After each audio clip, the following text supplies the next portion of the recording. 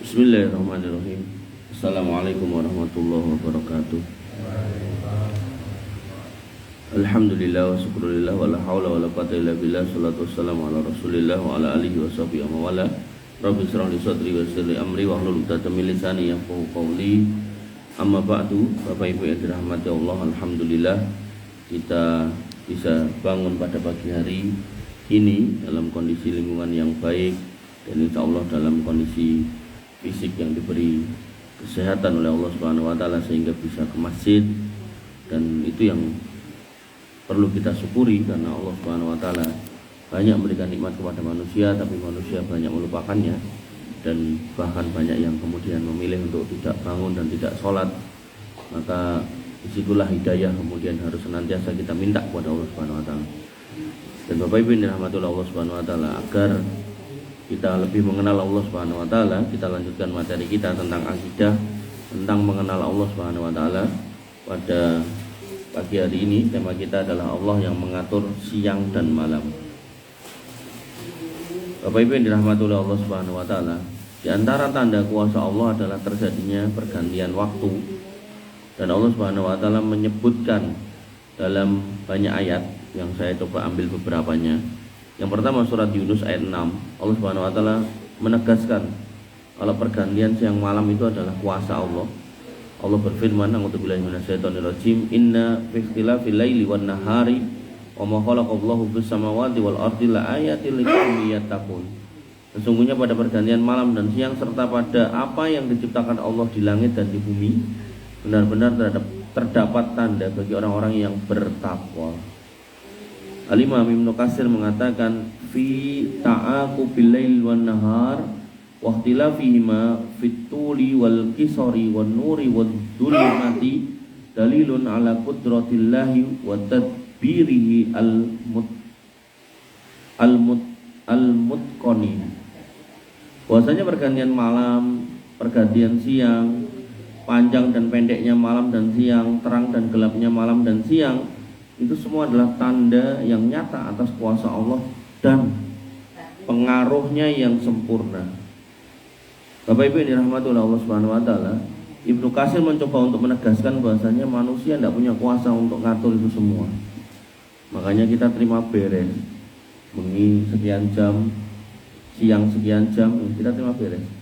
Termasuk nanti di daerah kutub itu bisa sampai 6 bulan gelap terus.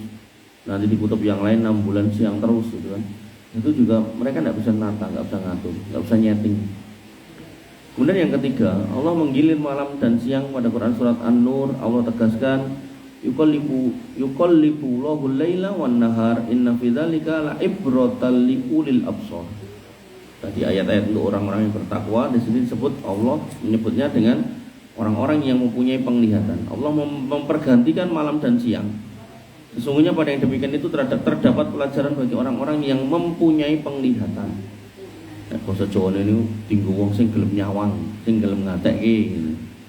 Imam Al-Qurtubi beliau berkata, yudabbirullahu laila wan nahar fayaj'alu hada makana hada liya'lamal ibadu annal mudabbara wahidun la syarikalah.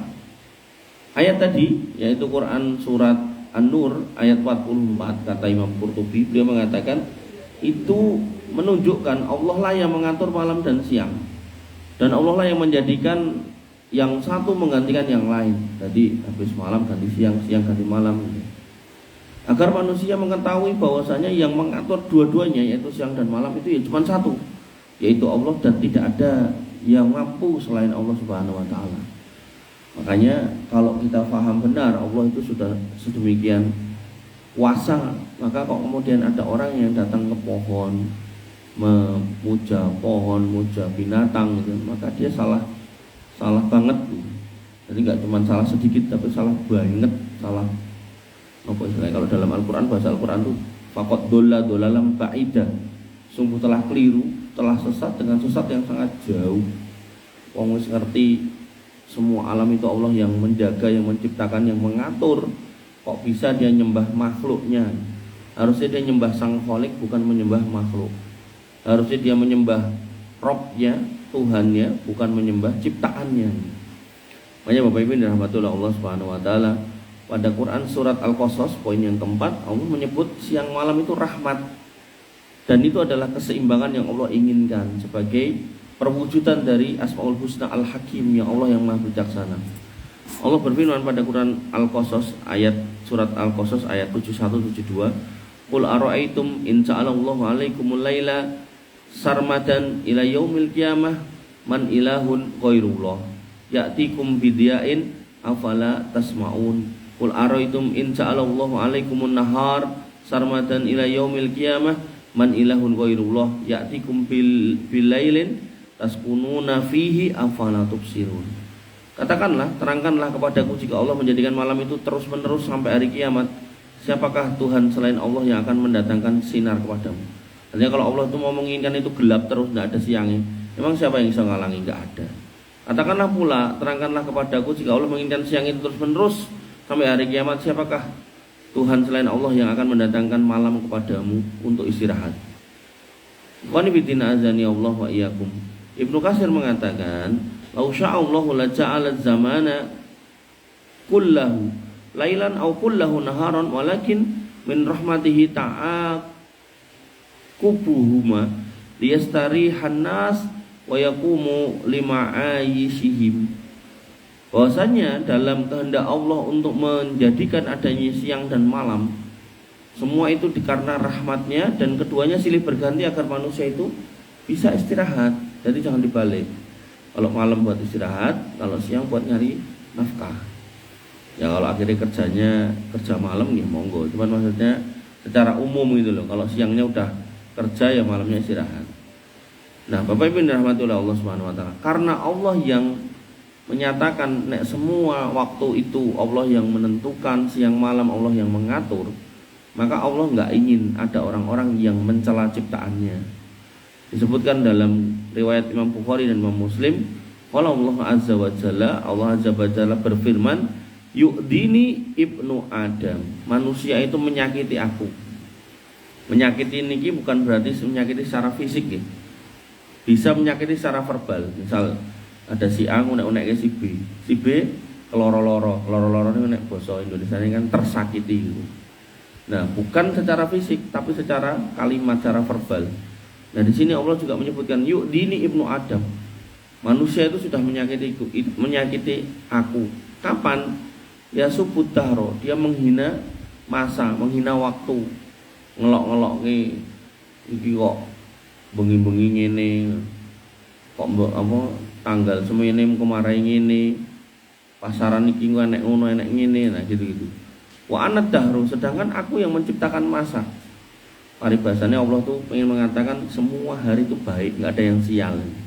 Uqallibul laila wan nahar, bahkan yang bolak-balikkan siang dan malam itu aku. Jadi jangan kamu marahi malam, jangan kamu marahi siang, semua itu Allah yang menciptakan, aku yang ciptakan, kata Allah. Imam Nawawi menjelaskan hadis itu, maknahu annallaha walladzi yudabbiru dahra wa yuqallibul laila wan nahar.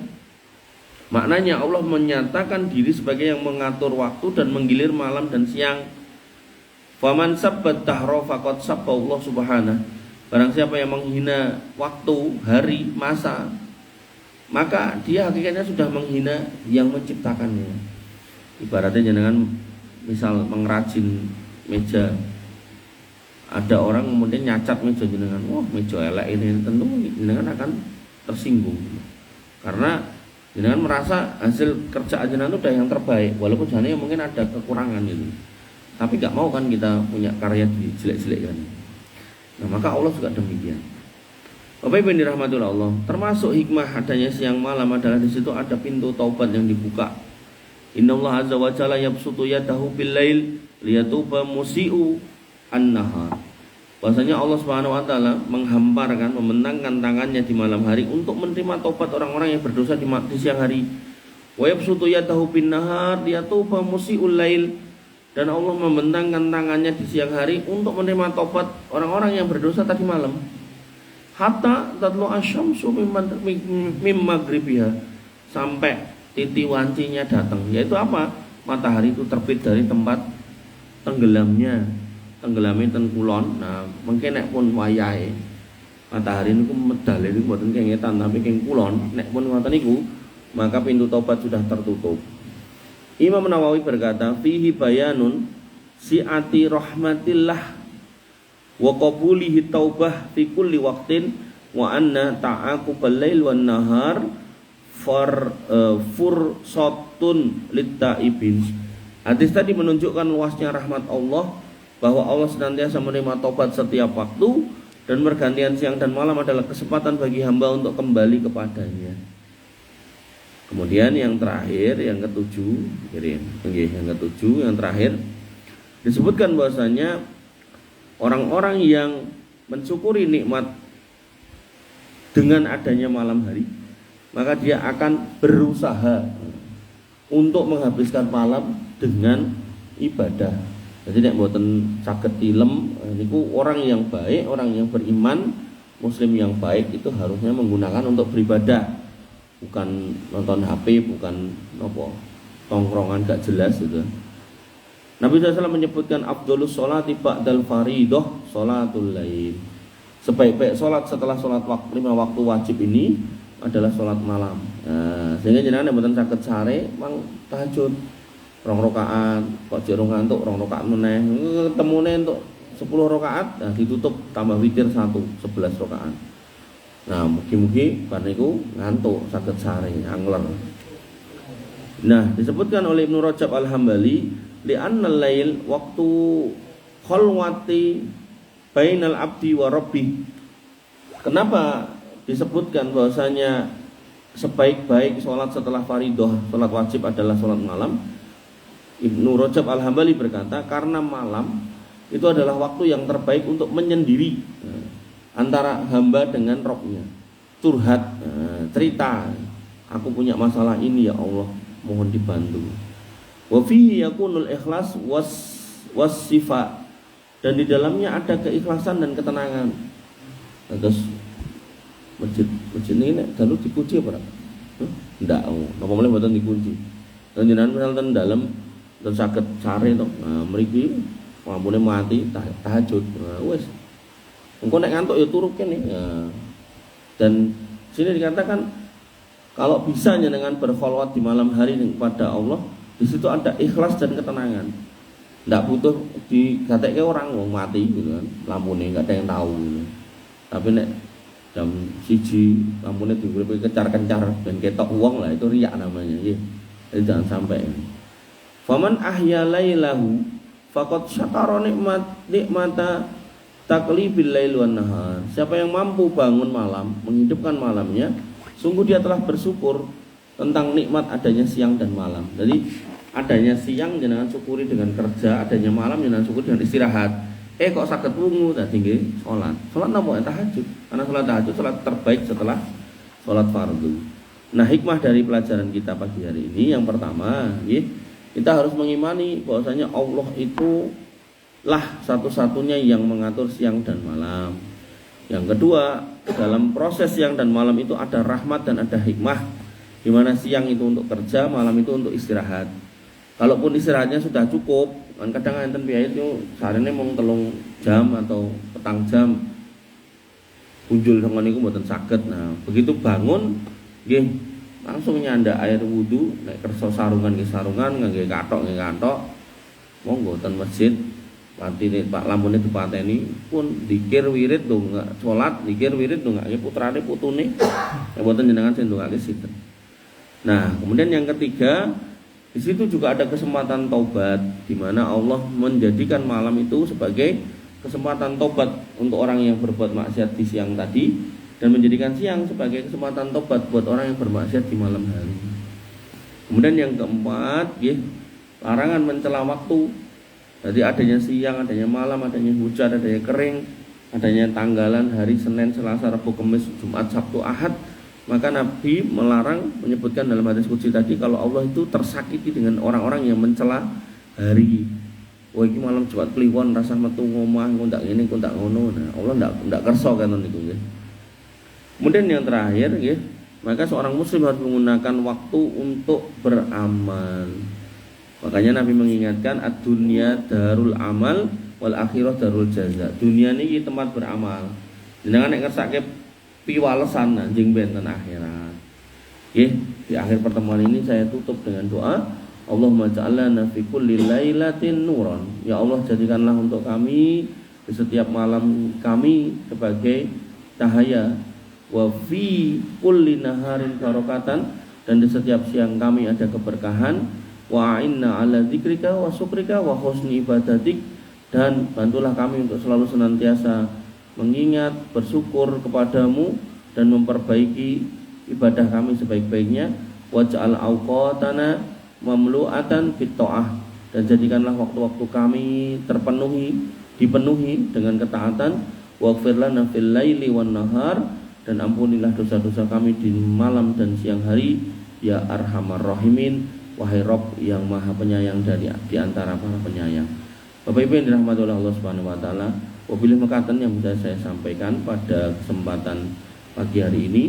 Mudah-mudahan ya bermanfaat buat saya secara pribadi dan panjenengan secara umum, dan insya Allah kita sambung di pertemuan yang akan datang masih dengan tema-tema mengenal Allah Subhanahu wa taala, dengan harapan ya panjenengan makin kenal Allah Subhanahu wa taala, makin sadar diri kalau Allah itu maha segala-galanya, dan kita rendah di hadapan Allah Subhanahu wa taala, sehingga enggak ada pilihan lain kecuali kita menyerah untuk menjadi seorang hamba kepada Allah. Nah, menyerahkan diri dengan total itu yang disebut dengan muslim. Al-Islamu, namanya Islam niku tuslima billah, engkau menyerahkan diri kepada Allah Subhanahu wa taala. Derek manut napa dawuh Allah kita ikuti, itu yang kita kenal dengan sami'na wa ata'na. Kami dengar dan kami taati. Itulah inti dari keimanan. Wabillahi mekaten, kirang langkung nyuwun pangapunten. Akhirul kalam, subhanakallahumma bihamdika asyhadu an la ilaha illa anta astaghfiruka wa atubu ilaik. Assalamualaikum warahmatullahi wabarakatuh.